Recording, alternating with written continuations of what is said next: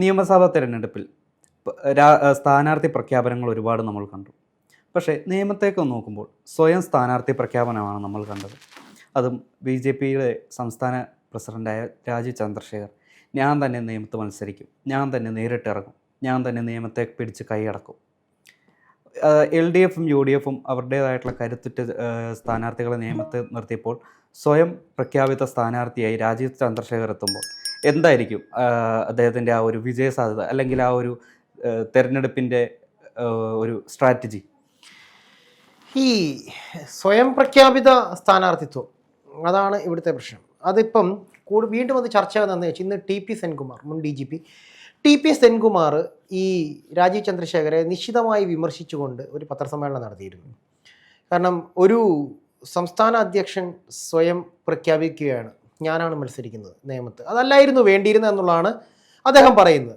ഇദ്ദേഹം പറയുന്നതിനകത്ത് ഈ തൃശ്ശൂർ സുരേഷ് ഗോപി ജയിച്ച കാര്യത്തെക്കുറിച്ച് അതൊരു ആത്മവിശ്വാസമായി കണ്ടുകൊണ്ടായിരിക്കാം ഒരുപക്ഷെ ഈ പറയുന്ന രാജീവ് ചന്ദ്രശേഖർ നിയമത്തേക്ക് പോയിട്ട് സ്വയം പ്രഖ്യാപിത സ്ഥാനാർത്ഥിയായി മാറുന്നത്. പക്ഷേ ശരിക്കും പറഞ്ഞു കഴിഞ്ഞാൽ ഒരു എന്താ പറയുക, സംസ്ഥാന അധ്യക്ഷൻ ചെയ്യേണ്ട ഒരു കാര്യം എന്തായിരുന്നു ചോദിച്ചാൽ, അയാൾ പിന്നിൽ നിന്നുകൊണ്ട് ഈ പറയുന്ന എല്ലാ കേന്ദ്രങ്ങളെയും ഏകോപിപ്പിച്ച്, എല്ലാ അണികളെയും ഏകോപിപ്പിച്ച് മുന്നോട്ടേക്ക് കൊണ്ടുപോകേണ്ട ഒരു രീതിയായിരുന്നു പുള്ളി അവലംബിക്കേണ്ടിരുന്നത്. പക്ഷേ പുള്ളി സ്വയം അവിടെ സ്ഥാനാർത്ഥിയാകുന്നു, രാജീവ് ചന്ദ്രശേഖർ അവിടെ സ്വയം സ്ഥാനാർത്ഥിയാകുന്നു, അയാൾ അവിടെ മത്സരിക്കുന്നു. നിയമം എന്ന് പറയുന്നത് BJPക്ക് വൻ വിജയസാധ്യതയുള്ള ഒരു മേഖലയാണ്.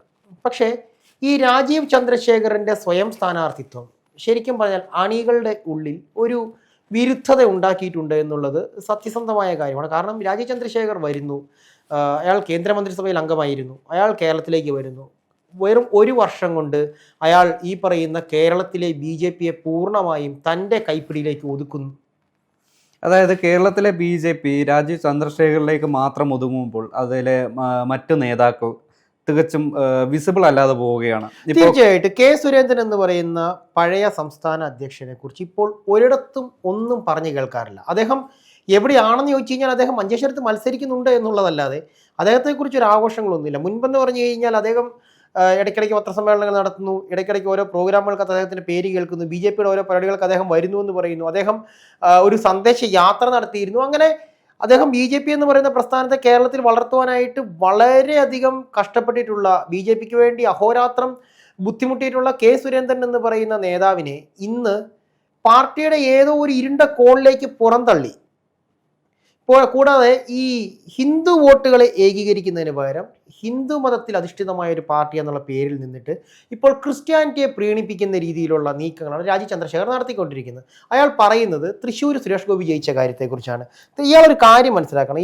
ഈ പറയുന്ന രാജീവ് ചന്ദ്രശേഖർ മനസ്സിലാക്കേണ്ട ഒരു കാര്യം എന്തെന്ന് ചോദിച്ചു കഴിഞ്ഞാൽ, തൃശ്ശൂർ സുരേഷ് ഗോപിയെ വിജയിപ്പിച്ചത് ക്രിസ്ത്യൻ വോട്ടുകളല്ല എന്നുള്ളത് ഏത് കൊച്ചു കുഞ്ഞിനും അറിയാവുന്നൊരു കാര്യമാണ്. കാരണം തൃശ്ശൂർ ജില്ലയിൽ 68% ഹിന്ദു വോട്ടുകളാണുള്ളത്. 68% ഹിന്ദു വോട്ടുകൾ. പോരാത്തതിന് സുരേഷ് ഗോപി എന്ന് പറയുന്ന വ്യക്തിയുടെ ഒരു വ്യക്തിപ്രഭാവവും അയാളുടെ ആ മണ്ഡലത്തിലെ പ്രവർത്തനവും തന്നെയാണ് സുരേഷ് ഗോപി അവിടെ വിജയിപ്പിച്ചത്. അല്ലാതെ ക്രിസ്ത്യൻ വോട്ടുകൾ മുഴുവൻ കൊട്ടിയിട്ട് കൊടുത്തിട്ടല്ല ഈ പറയുന്ന BJP സ്ഥാനാർത്ഥിയായിട്ട് തൃശ്ശൂർ മത്സരിച്ച ഈ സുരേഷ് ഗോപി ലോക്സഭയിലേക്ക് ജയിച്ചു പോയത് ഒരിക്കലും ക്രിസ്ത്യൻ വോട്ടുകൾ കൊണ്ട് മാത്രമല്ല. കാരണം തൃശ്ശൂർ ജില്ലയിൽ, തൃശ്ശൂർ മണ്ഡലത്തിൽ 68% ഉള്ളത് ഹിന്ദു വോട്ടുകളാണ്. ഈ പറയുന്ന നേമത്തേക്ക് ചെല്ലുമ്പോഴും, ഈ പറയുന്ന പാലക്കാട്ടേക്ക് ചെല്ലുമ്പോഴും, അതുപോലെ തന്നെ മറ്റുള്ള ഈ പറയുന്ന മഞ്ചേശ്വരത്തേക്ക് ചെല്ലുമ്പോഴും എല്ലായിടത്തും തന്നെ ഉള്ളത് ഹിന്ദു വോട്ടുകൾക്കാണ് ഈ ഭൂരിപക്ഷം കൂടുതലുള്ളത്. കാരണം ഇവിടുത്തെ ഏറ്റവും കൂടുതൽ വോട്ട് ഷെയർ ഉള്ളത് ഹിന്ദു മേഖലയിലാണ്. അതായത് ഹിന്ദുക്കൾക്കാണ് ഏറ്റവും കൂടുതൽ. കാരണം ബാക്കി ഇവിടെ ഹിന്ദുക്കളാണ്. അതായത് നമ്മുടെ സംസ്ഥാനത്ത് ഹിന്ദു മതം എന്ന് പറഞ്ഞു കഴിഞ്ഞാൽ അത് പല വിഭാഗങ്ങളുണ്ടെങ്കിലും ഏറ്റവും ഇതായിട്ട് നിൽക്കുന്നത്, ഏറ്റവും ഒരു ശക്തിയായിട്ട് നിൽക്കുന്നത് ഹിന്ദു വിഭാഗം തന്നെയാണ്. ഹിന്ദു മതത്തിലെ പല വിഭാഗങ്ങൾ കൂടിച്ചേർന്നിട്ടുള്ള ഹൈന്ദവ വിഭാഗം എന്ന് പറയാം, അതാണ് നിൽക്കുന്നത്. ഈ ഹൈന്ദവ വിഭാഗത്തിൽ തന്നെ 90% ആളുകളും ഈ BJP അനുഭാവികളോ അല്ലെങ്കിൽ BJP വരണമെന്ന് ആഗ്രഹിക്കുന്നവരോ ആണ്. ഈ ക്രിസ്ത്യാനിറ്റിയിലേക്ക് പോയി കഴിഞ്ഞാലും മുസ്ലിം വിഭാഗത്തിലേക്ക് പോയി കഴിഞ്ഞാലും അവരുടെ രാഷ്ട്രീയ ചായ്വെന്ന് പറയുന്നത് ഇടതുപക്ഷത്തേക്കും വലതുപക്ഷത്തേക്കും തത്തുല്യമായിട്ടാണ് പിരിഞ്ഞു കിടക്കുന്നത്.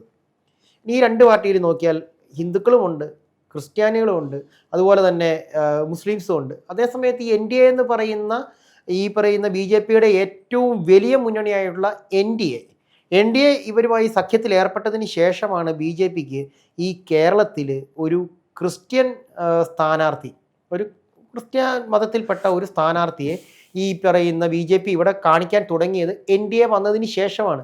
2010 ശേഷമാണ് ഞാൻ ഫസ്റ്റ് വോട്ട് ചെയ്യുന്നത്. അപ്പോൾ അന്ന് ആ ഒരു ഫസ്റ്റ് വോട്ടിലാണ് ഞാൻ ആദ്യമായിട്ട് NDA സ്ഥാനാർത്ഥിയെ കുറിച്ച് കേൾക്കുന്നത്. അത് എൻ്റെ നാടായ മീനച്ചിൽ താലൂക്കിൽ വരുന്ന, കോട്ടയം ജില്ലയിൽ മീനച്ചിൽ താലൂക്കിൽ വരുന്ന മണ്ഡലത്തിൽ വാർഡിൽ 8ാം വാർഡാണ്. അവിടെ തദ്ദേശീയ തെരഞ്ഞെടുപ്പിലാണ് ആദ്യമായിട്ട് NDA സ്ഥാനാർത്ഥി, NDA എന്ന് പറയുന്ന ഒരു മുന്നണിയെക്കുറിച്ച് പോലും ഞാൻ അന്ന് ആദ്യമായിട്ട് കേൾക്കുന്ന അവിടെ വെച്ചാണ്. നോബിൾ മാത്യു എന്ന് പറയുന്ന ഒരു സ്ഥാനാർത്ഥിയാണ്. അപ്പോൾ ഞാൻ ഓർത്ത് BJPക്ക് ക്രിസ്ത്യൻ സ്ഥാനാർത്ഥിയോ? കാരണം ആദ്യം കന്നി വോട്ടുകാരനായ എനിക്ക് പോലും അതൊരു സംശയമാണ്. BJPക്ക് എവിടുന്നാണ് ക്രിസ്ത്യൻ സ്ഥാനാർത്ഥി? അതുവരേക്കും BJP എന്ന് പറയുന്നത് ഹിന്ദുക്കളുടെ പാർട്ടി എന്നുള്ളൊരു ചിന്തയിലാണ് മുന്നോട്ട് പോയിക്കൊണ്ടിരിക്കുന്നത്. അപ്പോൾ NDA വന്നതിന് ശേഷമാണ് വരുന്നത്. എന്നാലും അന്ന് ആ സ്ഥാനാർത്ഥിക്ക് കിട്ടിയത് വിരലിലെണ്ണാവുന്ന വോട്ടുകൾ മാത്രമാണ്.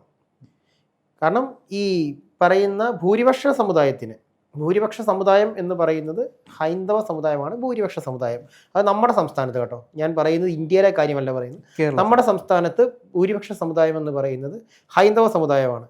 അതിൽ തന്നെ ന്യൂനപക്ഷ സമുദായങ്ങൾ എന്ന് പറയുന്നത് ക്രിസ്ത്യൻ സമുദായവും മുസ്ലിം സമുദായവും ന്യൂനപക്ഷമായിട്ടാണ് കണക്ക് കൂട്ടുന്നത്. കൂടുതലുള്ളത് ഹിന്ദു വോട്ടുകളാണ്. ഈ ഹിന്ദു വോട്ടുകളെ ഏകോപിപ്പിക്കാൻ അല്ലെങ്കിൽ ഒന്നിച്ച് നിർത്തി ഒരു വോട്ട് ബാങ്ക് ക്രിയേറ്റ് ചെയ്യുവാനായിട്ടായിരുന്നു രാജീവ് ചന്ദ്രശേഖർ ശ്രമിക്കേണ്ടിയിരുന്നത്. പക്ഷേ ഇദ്ദേഹം എന്താണ് ചെയ്തത്? ഇദ്ദേഹം വിജയസാധ്യതയുള്ള ഒരു മണ്ഡലം സ്വയം അങ്ങെടുക്കുന്നു. എൻ്റെ മണ്ഡലം ഇതാണ്, ഇവിടെ ഞാൻ മത്സരിക്കുന്നു. കാരണം അവിടെ ജയിക്കുമെന്നുള്ള ആത്മവിശ്വാസമാണ്. അത് ജയിക്കണമെന്നുണ്ടെങ്കിൽ പുള്ളി ചെയ്യേണ്ടിയിരുന്നത് മറ്റൊരാളെ നിർത്തിയിട്ട്, നിയമം എന്ന് പറയുന്ന സീറ്റ് BJPക്ക് കിട്ടണമെന്നുണ്ടായിരുന്നുവെങ്കിൽ മറ്റൊരു സ്ഥാനാർത്ഥിയെ നിർത്തി സംസ്ഥാന പ്രസിഡന്റായിട്ടുള്ള രാജീവ് ചന്ദ്രശേഖർ ഈ വോട്ടുകളെ ഏകോപിപ്പിക്കാനും തൻ്റെ അണികളെ കൂട്ടിച്ചേർത്ത് നിർത്തി നല്ലൊരു പ്രവർത്തനം നടത്തുവാനും മുന്നിൽ നിൽക്കണമായിരുന്നു. അതുപോലെ തന്നെ ഇതിനകത്ത് ഈ BJPയുടെ ഒരു മുതിർന്ന നേതാവായിരുന്നു ഡോക്ടർ KS രാധാകൃഷ്ണൻ. അദ്ദേഹം നല്ലൊരു പ്രാസംഗികനും അതുപോലെ തന്നെ നല്ലൊരു പണ്ഡിതനും ഒക്കെ ആയിട്ടുള്ള BJPയിലെ ഒരു മുതിർന്ന നേതാവാണ്. പക്ഷെ അദ്ദേഹത്തെ പൂർണ്ണമായും പിന്തള്ളിയതിൽ ഈ പാർട്ടിക്കുള്ളിൽ തന്നെ വലിയ രീതിയിലുള്ള ഒരു വിദ്വേഷം ഈ രാജീവ് ചന്ദ്രശേഖറിനെതിരെ ഉയർന്നു നിൽപ്പുണ്ട്. അവരത് കാണിക്കാത്തതെന്ന് ചോദിച്ചു കഴിഞ്ഞാൽ ഇവരുടെ ഈ പ്രസ്ഥാനത്തോടുള്ള ഒരു വിശ്വാസവും സ്നേഹവും കാരണം കൊണ്ടാണ് അവരിത് പറയാതിരിക്കുന്നത്. പിന്നെ ഇവർക്ക്, അതായത് BJPക്ക് ആദ്യത്തെ MLA ഉണ്ടാകുന്നത് തിരുവനന്തപുരത്താണ്, അതും നേമത്ത് തന്നെയാണ്. O രാജഗോപാൽ എന്ന് പറയുന്ന BJPയുടെ ആദ്യത്തെയും അവസാനത്തെയും MLA O രാജഗോപാൽ, അദ്ദേഹത്തിൻ്റെ അക്കൗണ്ട് വി ശിവൻകുട്ടി പൂട്ടിക്കുന്നു. ആ പൂട്ടിപ്പോയ അക്കൗണ്ട് തുറക്കാൻ പറ്റിയ ഒരു സാഹചര്യമായിരുന്നു. അതിൽ മുതിർന്ന കഴിവുള്ള ഒരു നേതാവ്, ഈ പറയുന്ന രാജീവ് ചന്ദ്രശേഖർ എന്ന് പറയുന്ന സ്ഥാനാർത്ഥി ജനസമ്മതനാണെന്ന് ചോദിച്ചാൽ ഐ ഡോണ്ട് നോ, എനിക്കറിയില്ല. കാരണം എന്ന് ചോദിച്ചാൽ അയാൾ ഒരു കോർപ്പറേറ്റ് രീതിയിലാണ് അയാളുടെ കാര്യങ്ങൾ മുഴുവൻ കൊണ്ടുപോയിക്കൊണ്ടിരിക്കുന്നത്. രാജീവ് ചന്ദ്രശേഖരൻ ഒരു പൊളിറ്റീഷ്യൻ എന്നുള്ള നിലയിൽ നേരിടുന്ന ആദ്യത്തെ ഒരു തിരഞ്ഞെടുപ്പാണ് ഈ 2026 നിയമസഭാ തിരഞ്ഞെടുപ്പ്.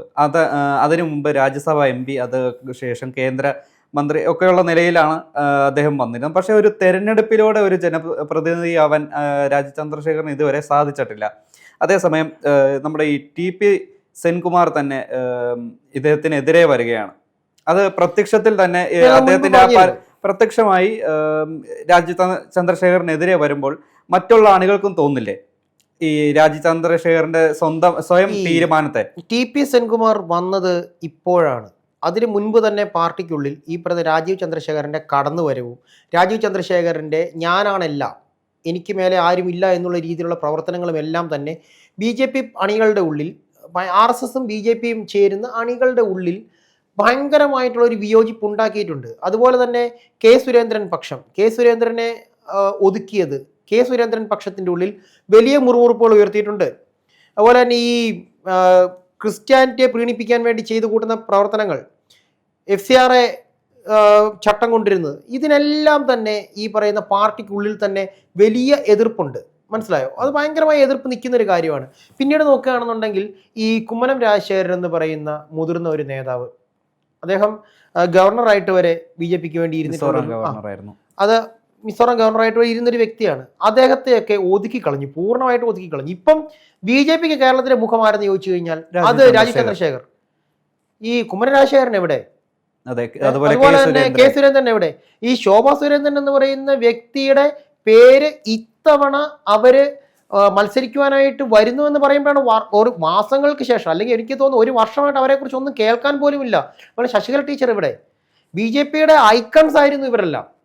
BJP പാർട്ടിയുടെ ഐക്കൺസ് ആയിരുന്നു ശശികല ടീച്ചർ, അതുപോലെ തന്നെ ഈ കുമ്മനം രാജശേഖരൻ, നമ്മുടെ സുരേന്ദ്രൻ, അതുപോലെ തന്നെ ശോഭ സുരേന്ദ്രൻ, ഇവരെല്ലാവരും തന്നെ BJPയുടെ ഒരു ഐക്കൺസ് ആയിരുന്നു. അവരെ എല്ലാവരും തന്നെ പൂർണ്ണമായിട്ട് ഒരു മൂലയിലേക്ക് മാറ്റി നിർത്തി. ഇപ്പോൾ എവിടെ തിരിഞ്ഞു നോക്കിയാലും രാജീവ് ചന്ദ്രശേഖർ. അദ്ദേഹത്തിന് ഒരു പങ്കാളി കൂടിയുണ്ട്, അറിയാലോ, 2020 കോർഡിനേറ്റർ ചെയർമാനായ സാബു. 2 കോർപ്പറേറ്റുകൾ ഒന്നിച്ചായിരുന്നു. അത് കന്ന് എന്നാൽ കൂട്ടത്തിലെന്ന് പറഞ്ഞതുപോലെ ഈ പറയുന്ന കോർഡിനേറ്റർ എന്നുള്ള രീതി, അത് ഈ 2020 ഇപ്പൊ കോടതി ചേർത്ത് നിർത്തിയാന്ന് വെച്ചാൽ കിഴക്കമ്പലം മോഡൽ, കിഴക്കമ്പലത്ത് മേടിച്ച് കാണിച്ചു കൂട്ടിയ രീതിയിലുള്ള വിജയം, കിഴക്കമ്പലത്ത് സംഭവിച്ചിട്ടുള്ള ഈ 2020യുടെ വിജയം കേരളത്തിലുടനീളം ആവർത്തിക്കാൻ പറ്റും എന്നുള്ള മൂഢവിശ്വാസം കൊണ്ടാണ് ഈ സാബു എന്ന് പറയുന്ന വ്യക്തിയെ കൂട്ടത്തിൽ കൂട്ടിക്കൊണ്ട് 2020യെ ഇവരുടെ ഒരു സഖ്യകക്ഷിയാക്കി മാറ്റാൻ പോകുന്നത്. ഒന്നാമത്തെ കാര്യം, കിഴക്കമ്പലം വിട്ട് പുറത്തേക്ക് ഇറങ്ങി കഴിഞ്ഞാൽ ഈ പറയുന്ന 2020 ഒന്നുമല്ല എന്നുള്ളത് ആദ്യം മനസ്സിലാക്കേണ്ട ഒരു കാര്യമാണ്. നമ്മൾ ഈ 2020 മത്സരിക്കുന്ന സ്ഥലങ്ങളിലെല്ലാം തന്നെ റിപ്പോർട്ടുകളുമായി പോയിരുന്നതാണ്. അവിടെ നിന്ന് നമ്മൾ ഈ സ്ഥാനാർത്ഥികളെ കുറിച്ചുള്ള ജനകീയ അഭിപ്രായങ്ങൾ അന്വേഷിക്കുന്ന സമയത്ത് അവർ പറയുന്നൊരു കാര്യമുണ്ട്. കിഴക്കമ്പലത്ത് കിടക്കുന്ന ഏതോ ഒരു പാർട്ടി ഇവിടെ വന്ന് മത്സരിച്ചിട്ട് എന്ത് ചെയ്യാനാണ്? അവർ മത്സരിക്കുന്ന മേഖലകൾ നമുക്കറിയാം. നമ്മുടെ എറണാകുളം ജില്ലയിൽ തന്നെ തൃക്കാക്കര, അഖിൽമാരാർ ചോദിക്കുന്ന ചോദ്യം, തൃപ്പൂണിത്തുറ അഞ്ജലി. നമ്മൾ വോക്സ് പോപ്പ് എടുക്കാണ്ട് പോകുമ്പോൾ, പബ്ലിക് ഒപ്പീനിയൻ എടുക്കുവാനായിട്ട് പോകുന്ന സമയത്ത് ആളുകൾ പറയുന്ന ഇതാണ്, കിഴക്കമ്പലത്ത് കിടക്കുന്ന ഒരു പാർട്ടി ഇവിടെ വന്നിട്ട് എന്ത് കാണിക്കാനാണ്? അത് തെറ്റായ ഒരു തീരുമാനമാണ് ഈ 2020യെ കൂടുതൽ ചേർത്ത് നിർത്തി BJPയിലെ കഴിവുള്ള സ്ഥാനാർത്ഥികളെ എല്ലാം ഒഴിച്ചു നിർത്തിയത്. അതും ഈ എറണാകുളം ജില്ലയിൽ അതും വളരെ ശക്തമായ രീതിയിൽ BJPക്ക് ഉള്ളിൽ തന്നെ ഒരു വിയോജിപ്പ് ഉണ്ടാക്കിയിട്ടുണ്ട്. ഞാൻ പേഴ്സണലി എനിക്ക് ഇവിടെ വന്നതിന് ശേഷം പരിചയപ്പെട്ടുള്ള BJP സുഹൃത്തുക്കളുണ്ട്. അവരുമായി രാഷ്ട്രീയം സംസാരിക്കുന്ന സമയത്ത് അവർ തന്നെ പറഞ്ഞിട്ടുണ്ട്, ഇവരെയൊക്കെ കൊണ്ടു നിർത്തിയത് ഞങ്ങൾക്കൊട്ട് താല്പര്യത്തോടു കൂടിയല്ല. ഇപ്പം ഈ ആലുവയിൽ മത്സരിക്കുന്ന വ്യക്തി ബ്രഹ്മരാജിനെ കൊണ്ടുപോയിട്ട് തൃപ്പൂണിത്തുറ ഇട്ടിരുന്നുവെങ്കിൽ, അത് BJPയുടെ കാൻഡിഡേറ്റ് ആയിട്ട് കൊണ്ട് നിർത്തിയിരുന്നുവെങ്കിൽ ഉറപ്പായും അദ്ദേഹം വോട്ട് പിടിച്ചാനേ. കാരണം തൃപ്പൂണിത്തുറ എന്ന് പറയുന്ന ഒരു ഹിന്ദു മണ്ഡലമാണ്. അവിടെ ഇടതനെയും വലതനെയും മാറി മാറി പരീക്ഷിച്ചു കഴിഞ്ഞു. ഇനി ഒരു പുതിയൊരു അവസരം കിട്ടിയാനേ ആ അവസരം കൊണ്ട് കളഞ്ഞു. തൃപ്പൂണിത്തുറ മുനിസിപ്പാലിറ്റി പിടിച്ചിരിക്കുന്ന BJP കൂടിയാണ്. അതെ, അതിനിയില്ല. കാരണം 2020യുമായുള്ള ഒരു കൂടിച്ചേരൽ, ആ കൂടിച്ചേരൽ ശരിക്കും പറഞ്ഞാൽ BJPക്ക് ഉള്ളിൽ തന്നെ ഭയങ്കരമായിട്ടുള്ള ഒരു വിയോജിപ്പ് ഉണ്ടാക്കിയിട്ടുണ്ട്. കാരണം NDA എന്ന് പറയുന്നത് BJPയുടെ ഒരു സഖ്യകക്ഷി മാത്രമാണ്. ആ NDAയും ഈ പറയുന്ന 2020യും കൂടെ ലിങ്ക് ചെയ്തിട്ടുള്ള ആ ഒരു കൊളാബറേഷൻ, അത് എന്താണെങ്കിലും BJPക്ക് ഒട്ടും താല്പര്യമുള്ളൊരു കാര്യമല്ല. പിന്നെ ഈ KS രാധാകൃഷ്ണനെ മാറ്റി നിർത്തിയത് BJPക്കുള്ളിൽ മുറിവുറുപ്പ് ഉണ്ടാക്കിയിട്ടുണ്ട്, ശക്തമായ മുറിവുറുപ്പ് ഉണ്ടാക്കിയിട്ടുണ്ട്. FCRA ചട്ടം കൊണ്ടുവരുന്നത് അത് ഈ പറയുന്ന ക്രിസ്ത്യാനിറ്റിയെ പ്രീണിപ്പിക്കാനാന്നുള്ളത് വ്യക്തമായിട്ട് എല്ലാവർക്കും മനസ്സിലായിട്ടുള്ള കാര്യമാണ്. അത് ഈ പറയുന്ന ഹിന്ദു വോട്ടർമാർക്കിടയിലും BJP പ്രവർത്തകർക്കിടയിലും തന്നെ മുറിവുറുപ്പുണ്ടാക്കിയിട്ടുണ്ട്. എല്ലാം ഇവരും മിണ്ടാതിരിക്കുന്നത് ചോദിച്ചു കഴിഞ്ഞാൽ ഈ വരുന്ന തിരഞ്ഞെടുപ്പിൽ ഒരു സീറ്റെങ്കിലും BJPക്ക് കിട്ടാത്ത പക്ഷം, മിനിമം ഈ പറഞ്ഞ രാജീവ് ചന്ദ്രശേഖർ കൊട്ടിഘോഷിച്ചു പോയി നിൽക്കുന്ന നിയമം, ആ നിയമം കൈവിട്ട് പോയാൽ അവർക്ക് പ്രതീക്ഷയുള്ളൊരു സീറ്റായിരുന്നു. പാലക്കാടിന്റെ കാര്യത്തിൽ ഏകദേശം തീരുമാനമായിട്ടുണ്ട്. പാലക്കാട് ജയിക്കാൻ ചാൻസ് ഉണ്ടായിരുന്നിടത്താണ് ഈ പറയുന്ന നോട്ട് വിവാദവും അതുപോലെ തന്നെ ഈ പറയുന്ന രമേശ് പിഷാരടിയെ തടഞ്ഞു വെച്ചതുമായിട്ടുള്ള വിഷയങ്ങളെല്ലാം തന്നെ BJPക്ക് എതിരായിട്ട് മാറി. തെരഞ്ഞെടുപ്പിൽ നിൽക്കുമ്പോൾ തന്നെ ആക്രമണം കാണിക്കുന്നു. ഇവർ ജയിച്ചു വന്നു കഴിഞ്ഞാൽ എന്തൊക്കെ കാണിക്കുമെന്നുള്ള ചിന്ത പാലക്കാട് ജനങ്ങൾക്കുണ്ടായിട്ടുണ്ട്. അതേപോലെ ശോഭാ സുരേന്ദ്രന്റെ ആ ഒരു വിജയ സാധ്യത പൂർണ്ണമായിട്ടും താഴത്തേക്ക് പോയി. 3ാം സ്ഥാനത്തേക്ക് പോയി. 2ാം സ്ഥാനത്തേക്ക് വരുമെന്ന് പ്രതീക്ഷിച്ചെടുത്ത് 3ാം സ്ഥാനത്തേക്ക് പോയി. മഞ്ചേശ്വരം, അവിടെ അറിയാം, നമുക്കറിയാവുന്ന കാര്യമാണ്. മഞ്ചേശ്വരത്ത് LDFും UDFും തമ്മിലാണ് ശക്തമായ പോരാട്ടങ്ങൾ നടക്കുന്നത്. അതിൽ ആര് 2ാം സ്ഥാനത്ത് വരുമെന്നുള്ള ഒരു മത്സരം നടക്കുന്നത്. 50-50 ചാൻസ്. BJPക്ക് പ്രസക്തിയെ ഇല്ലാത്തൊരു മേഖലയാണ് മഞ്ചേശ്വരം. അവിടേക്ക് K സുരേന്ദ്രനെ പോലെ ശക്തനായ ഒരു പ്രവർത്തകനെ കൊണ്ടുപോയി ഇടുന്നു. അതൊരു ബലിയാടാക്കി ഇട്ട് കൊടുക്കുന്നു. അത് നിയമത്തേക്കായിരുന്നുവെങ്കിൽ സാധ്യതയുണ്ടായിരുന്നു. ഈ രാജീവ് ചന്ദ്രശേഖർക്കെതിരെ ശക്തമായ ഒരു വിദ്വേഷവും വിരോധവും BJP പാർട്ടിക്കുള്ളിൽ തന്നെ വളർന്നു നിൽക്കുന്ന സാഹചര്യത്തിൽ ഈ തെരഞ്ഞെടുപ്പ് BJPക്ക് മാത്രമല്ല, രാജീവ് ചന്ദ്രശേഖർ എന്ന് പറയുന്ന നേതാവിനും വളരെ പ്രസക്തമാണ്. കാരണം അയാൾ വാഴണോ വീഴണോ എന്നുള്ളത് തീരുമാനിക്കുന്നത് ഈ തെരഞ്ഞെടുപ്പാണ്. ഒരു സീറ്റെങ്കിലും പിടിച്ചെടുത്തു കഴിഞ്ഞാൽ രാജീവ് ചന്ദ്രശേഖർ വിജയിച്ചു എന്ന് തന്നെ പറയാം. ഒരു സീറ്റെങ്കിലും കിട്ടാത്ത പക്ഷം അയാളെ പാർട്ടി തന്നെ തള്ളി പറയും.